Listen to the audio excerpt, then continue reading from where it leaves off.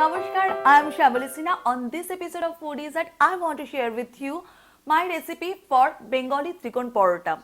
For me, aloo tarkari and Trikon Parota is an ultimate combo for lazy weekend breakfast or brunch. Now this is how I make. The ingredients I use are all-purpose flour, and here I have carom seed, we call it joan or ajwain, salt and sugar, clarified butter or ghee and some lukewarm water. Into this flour, I am going to add all my seasoning, my salt, sugar and carom seed, and just giving a quick stir. Now I am going to add my ghee or clarified butter.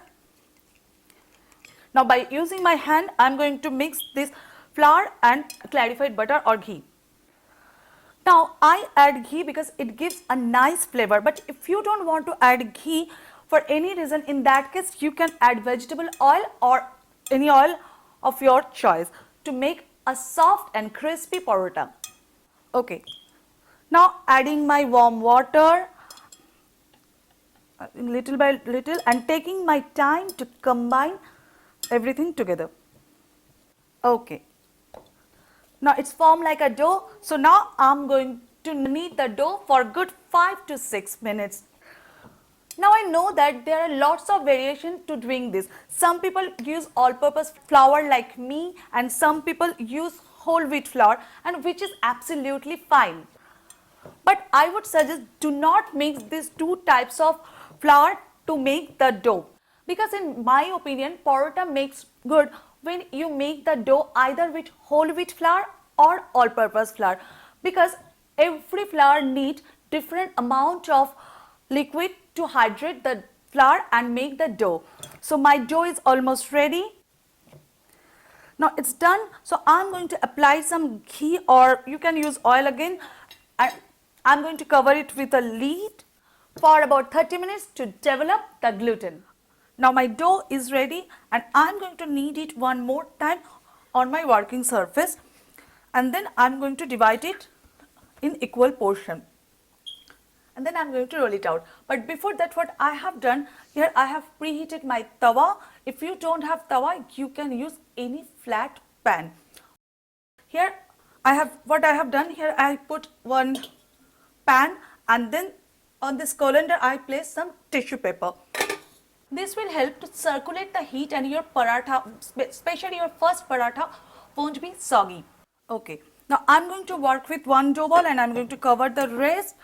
And first I'm going to sprinkle generous amount of flour on my working surface, rolling in between my hand, and then I'm going to roll it out.